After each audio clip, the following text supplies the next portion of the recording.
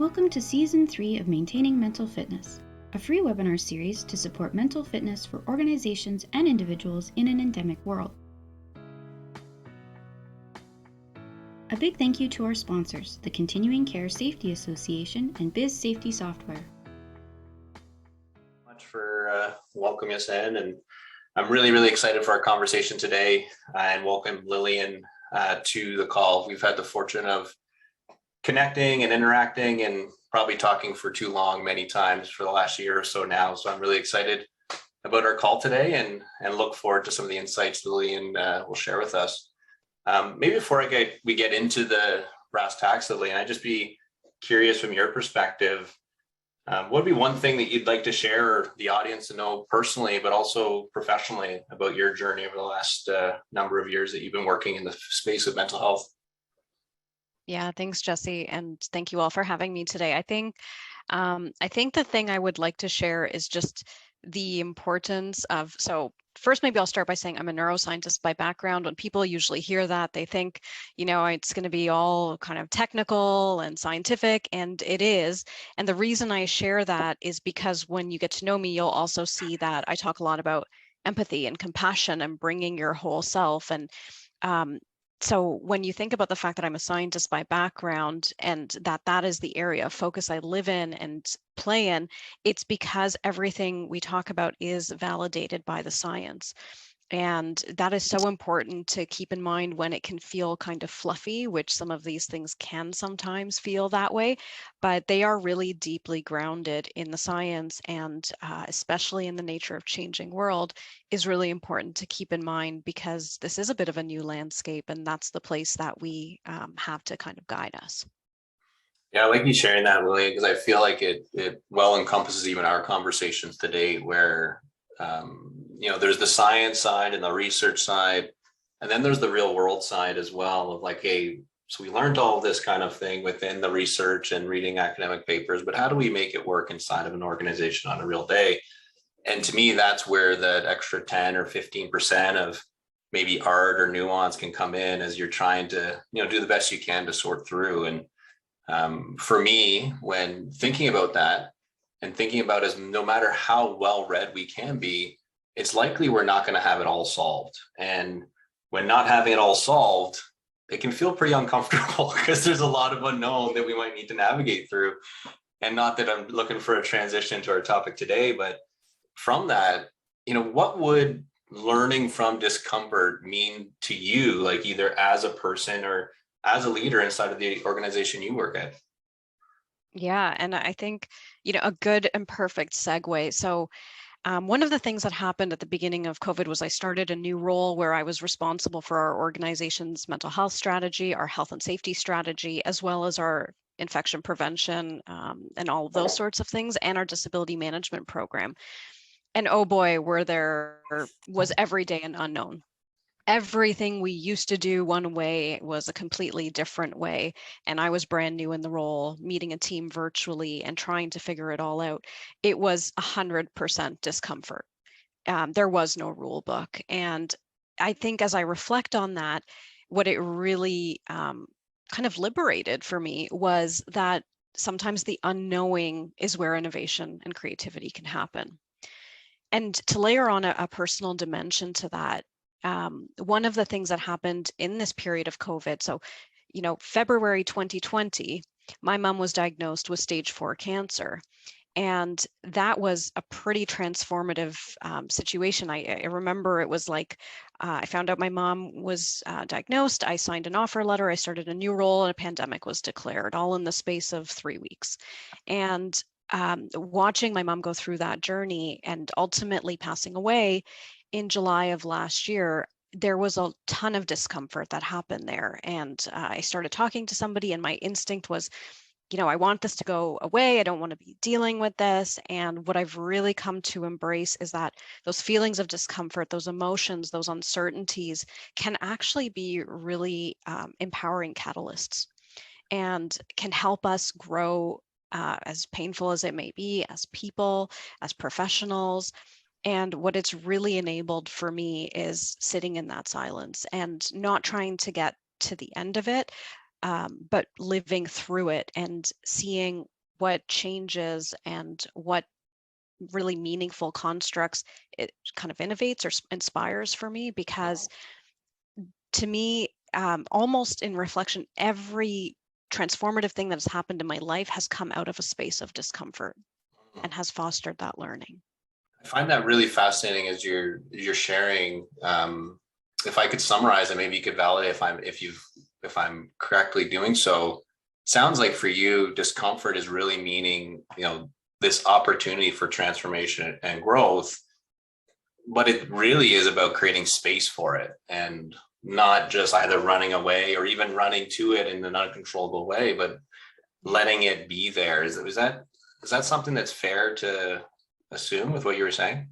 Yeah, I think that's completely relevant. And to bring in the layer of science here, we know that from studies that happened in the 70s where they said, don't think about a white elephant. And then they measured how much time somebody was spent thinking about the white elephant. And when we're kind of trying to suppress something and with difficult emotions, sometimes that's what we try to do. And we can exhaust ourselves through distraction, through busyness, through alcohol. And some of those things actually get societally reinforced, right? Like you can be seen as a really high performer if you are answering emails at all hours of the day, but they tend to come back up. That white elephant stays there. And rather than thinking about kind of suppressing it, it's learning to sit in it, as uncomfortable as that is.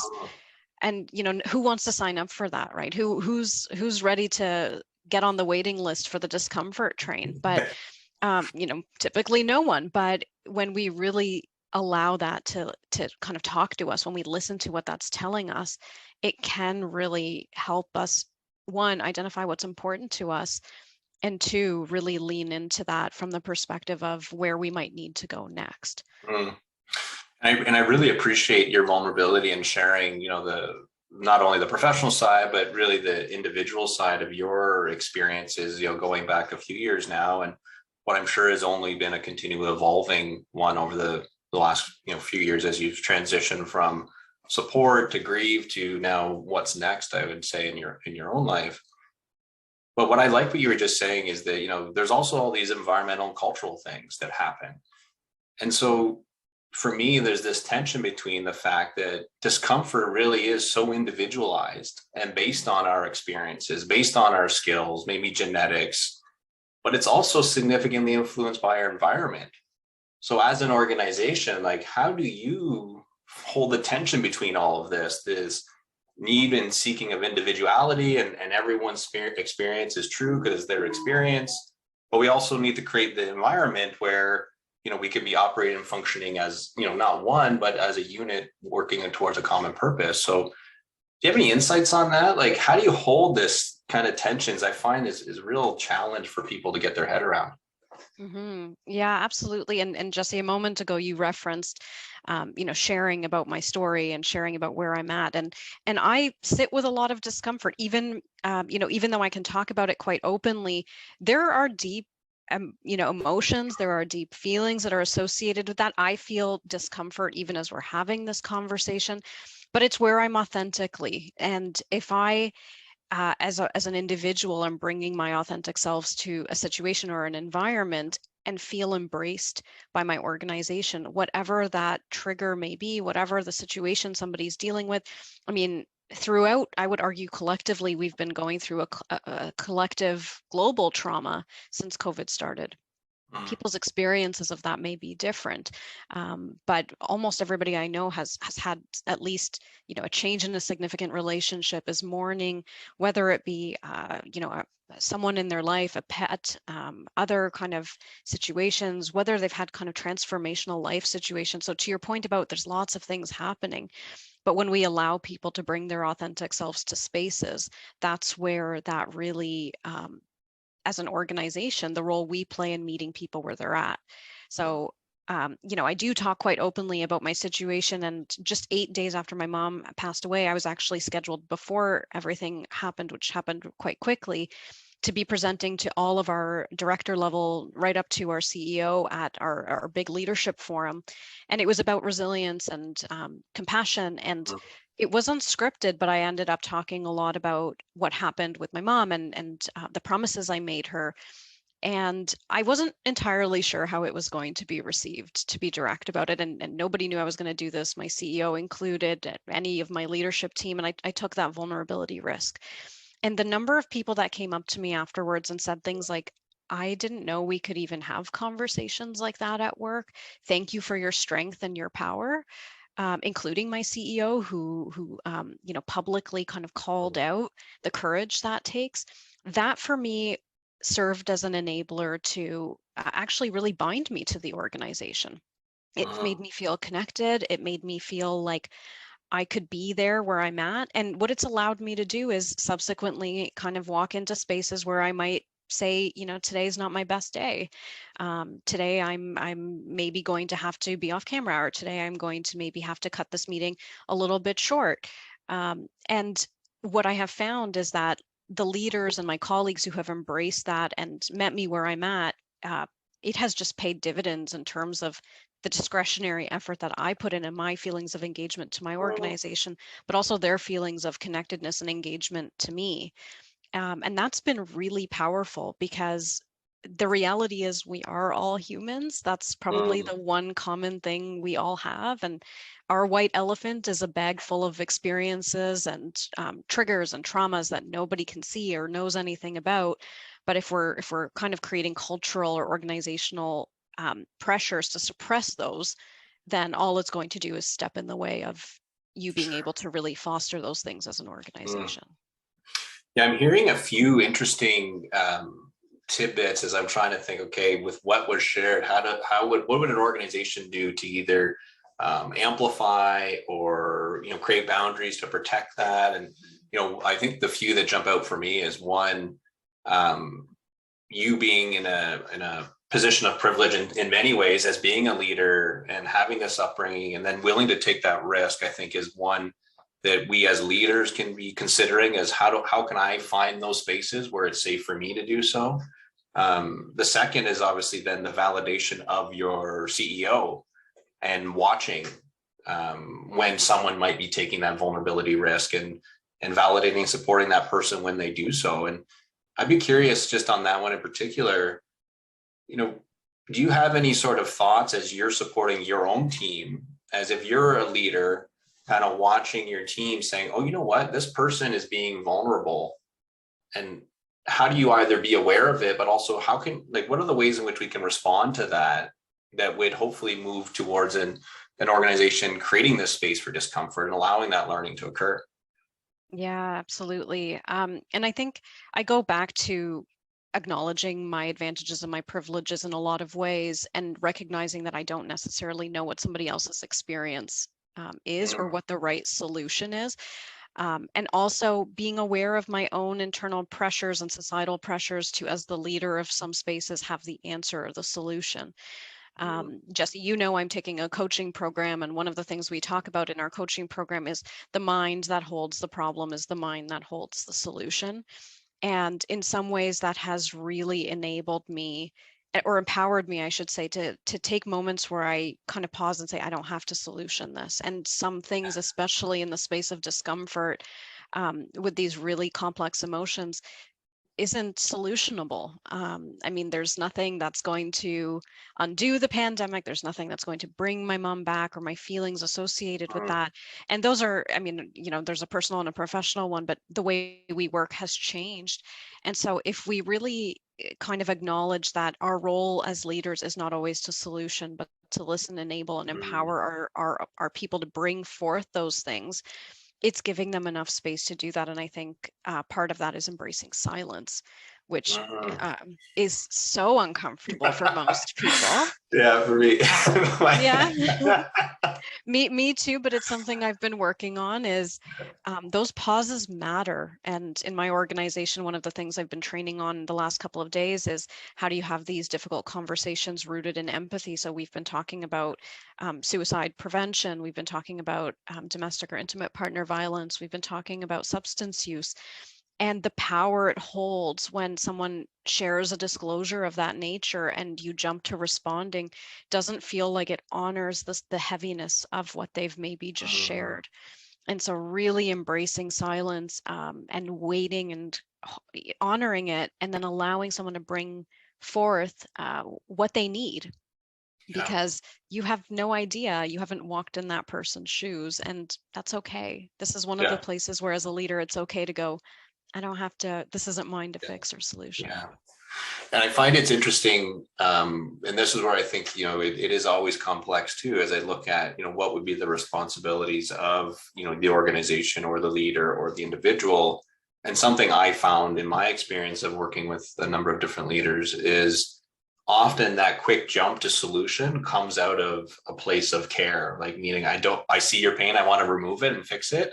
Now, I 100% agree with you that is often a move that ends up creating possibly more harm or more frustration than the initial care was intended to happen. And so I love this idea that one, maybe having a bit of compassion on the other side to say, okay, this came out of care, but I can still have the conversation that, listen, when you try to take over this problem or take over this project for me, that wasn't really what I was looking for help. And I also encourage leaders to really get clarity as to what would help look like for you in this situation. And I think we often just jump to whatever's going on in our head to give all the answers to the things without pausing first. And I've even noticed that in myself, in that even just silly things where someone might share a story of what they've done on the weekend, and I can have a tendency to share a similar type of story that was meant to be an action of connection or like relation to amplify, but you can see sometimes that can shut down other people because you're not giving space to honor their story and let their story be the primary focus, which I think is a really poignant example. Mm-hmm. Yeah. So go ahead, Lilian. No, I just want to say one thing that really resonated as you were talking, which is early in my leadership journey, somebody told me that the first question I should ask when someone brings something forward is, do you need me to listen? Do you need me to action? Or do you need me to provide guidance? Mm-hmm. And 9 times out of 10, it's just listen. And I see in the chat somebody who's written about Brené Brown, and I think if you reference the Brené Brown sympathy versus empathy micro clip that exists there, that really kind of models it, which is it's not about at leasting or trying to kind of skirt something under the rug. I don't know what the actual phrase is, but just kind of dismiss it away versus holding the space. Yeah, I agree. So given like we've spoke a whole bunch about discomfort, and the oxymoron is that we're trying to say, hey, let's meet discomfort where it sits, but that in itself can be really uncomfortable to think about. I mean, you even shared your discomfort even having the conversation with us today. And then I also think through the traditional aspects of organizations that I think many of us are seeking to evolve, in that we were supposed to avoid our discomforts or emotions in the workplace, or whatever it was that you had with you, leave it at the door, come work for 8 hours, and then you can maybe pick it up and take it back home with you when you go, but you're supposed to leave all of that stuff. And so for me, it can feel really daunting to think about going from here to there. And in many cases, I found that because that's so hard to get from here to there, we just stop. And so what I'm most curious about within this conversation is, if you feel ready to say, you know what, I want to figure out how I can maybe move in or sit in discomfort a little bit longer, do you have any top of mind considerations that could be that first step for either individuals? And then maybe as a follow-up that we can come back to if we miss it, is even as a leader, like how could we either create or learn from that discomfort as well? But maybe we'll first start out on the individual side. Sure. I think the first step is acknowledging that you hold a bias to getting rid of those feelings of discomfort. And I think once you acknowledge that you are feeling uncomfortable and trying to dismiss it, that can actually be really empowering for you to say, okay, when I catch myself doing this, it doesn't have to be in that moment. Maybe you're at the grocery store, or maybe you're somewhere where it's not appropriate to really lean into those feelings, but setting aside some time rather than setting aside what we do now, which is just the dismissing it, distracting, delaying. and saying like, what is really happening right now? What is this discomfort telling me? What is it that I'm feeling? And where is it landing in my body, which can also help us kind of understand what sometimes our bodies know before our minds do. So Yeah. for anyone who practices mindfulness, you'll know that your body's probably an early indicator of when you might be feeling unwell. So, noticing where it lands on you, what impact it has. I have a friend, a very good friend in my life, who lost her job a couple of weeks ago. And she, obviously, it was a very difficult situation for her to be in, but she said she felt relief. And she said, I didn't realize how much it was holding in my body, how much my body has just relaxed. And so I think part of it is creating that intentionality to really connect with your discomfort, almost holding space for it, to say, what are you trying to tell me? Where am I holding you? What impact is this having on me? And from there, really trying to honor it, to say, if this is where I'm at, what can I do about it? If there is something I can do about it, because sometimes Mm, there isn't. And if there isn't something, what of this can I work to accept? mm, And that's a really, acceptance gets a bad rep, I think, because people think that accepting something means liking it. And there's this whole literature base around perceived injustice, where if someone feels like they've been wronged, they hang on to the things that created the perceived injustice to a point of their own detriment.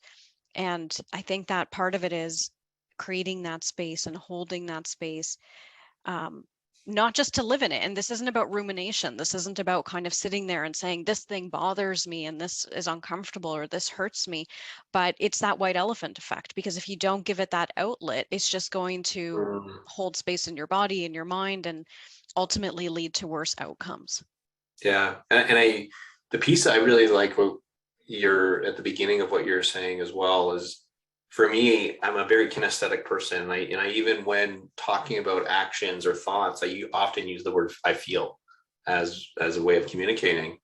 And it wasn't until recently with conversations with my colleagues that really even differentiating the ideas of emotion versus feel, because they can be two different things, even though they're very related. For me, getting more in tune with the feeling of that emotion has really helped myself, even in catching, oh, this is my ego firing off of and why I'm getting angry or whatever it might be. Yeah. So I think that's really an important distinction in what you said around the mindfulness. Just to give space, and then we'll ask this last question and then open up for a few questions from the audience if there are any. Sorry, Jesse. I'm bad at staying on rules. If I could just add one more thing about what you said, which is Sure. it's also leaning into those emotions. So if I'm having a day where I'm noticing I'm feeling sad, I will do something that amplifies that sadness. I'll watch a movie. I'll do something that allows that release. And Interesting. that can actually be really a powerful release mechanism, because it's not just about kind of leaning into the discomfort and staying there, but if your body is telling you you need to do something or you need to be in that feeling, that suppression gets released when you lean into it. So Mm. And it just gets wanted to say that.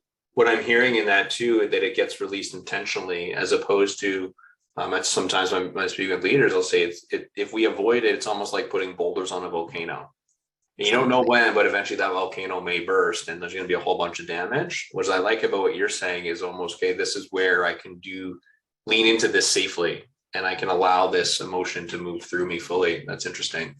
Um, just then following up then, as it relates to a leader, and because what we're talking about can be really, really uncomfortable. And I know we already said that a whole bunch, but I find this particularly as leaders of thinking, am I now supposed to take on being a psychologist and a counselor and how am I supposed to support and know all the things?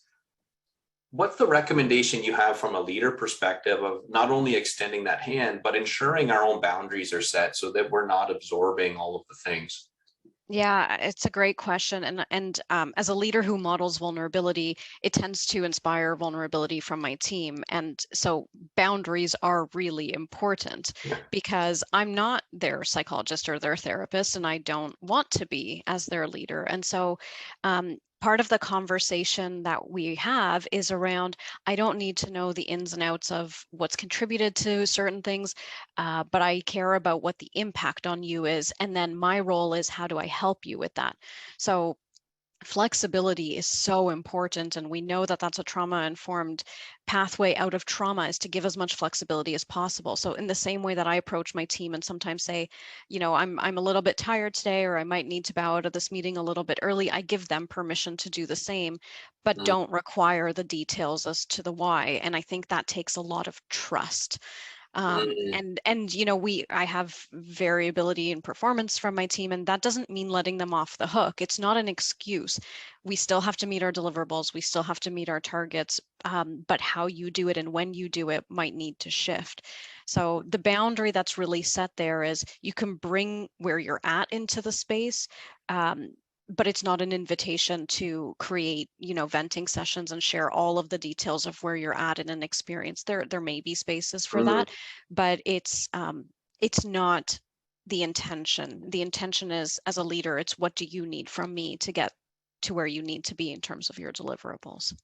Yeah, I love what you said there, and we've been thinking a lot about that even too, around flexibility, and that it's heavily focused on where you work. But considering more about when or who or what and how, like all these different elements, I think can really come into play when we talk about flexibility in expanding what that might mean for people. The question I'm seeing in the audience right now, and I know it's somewhat of a passing thought, but I think it's worthwhile pausing on for sure, is how would you differentiate the space between, or the idea between holding space for discomfort but not ruminating? I think those, like, that can get kind of confusing as it relates to, what these, differentiating these two. Mm-hmm. Yeah, absolutely. And rumination is really kind of staying in the past. It's staying in what happened. It's staying in the situation. It's replaying it. It's kind of going over it and over it. And that is the stimulus to the action, which is the feeling, the discomfort. So if you're staying in the situation, I think it's important to be aware of that and acknowledge that you are kind of replaying an unhelpful situation. But moving towards shifting to the discomfort can be powerful, because it's, what is this emotion telling me? So it's not what happened, or what did that person say, or what did I do in reaction, or did I do this or did I not? It's more, what is this really telling me? And that is, it's a confrontation of yourself sometimes. So maybe it's telling me that I feel a bit insecure. Maybe it's telling me that I feel a bit unsure. And you can see how, in kind of unpacking it, I like the 5 whys. So why am I feeling this way? Or in this analogy, I might use the 5 whats. What is this telling me? And what is that telling me? And what is that telling me? And eventually, after 5 of those whats, you might get to the root of what it is that you are really feeling and what it may be telling you about what you need. So, if you're feeling sad about something, are you feeling disconnected? Okay, well, if you're feeling disconnected, what is that telling me? Well, maybe it's that I'm missing people, and maybe that will eventually get to a place where you're saying, I may need more connection. And that's something, I use that example because I think collectively we're all kind of hungry for connection right now. We know that over time, generations have fewer and fewer people that they consider close friends, despite all of our social media and connections and so forth. So the rumination is really about the action that occurred, or the activity, or the event. The discomfort is about the emotion behind it, or the processing that happens, if that's helpful. I really like that differentiation around, the creating space for discomfort is about exploring, what is this emotion telling me, as opposed to continuing to replay the event and situation without exploring the feelings that are associated with that. Well, I found this really fascinating, and there's about 5 or 10 other points that you made. I was like, well, that could be another conversation. That could be another one. And I was trying my best to stay on a linear path. So hopefully many found the same benefit that I did in listening to your expertise and your vulnerability, and really creating some space for us to explore and learn from discomfort in itself. So thanks so much for taking time to chat with us today, and hopefully we'll be able to tap into your guidance again in the future. Happy to, and thanks for having me. Awesome. Thank you. Have a great day. Too.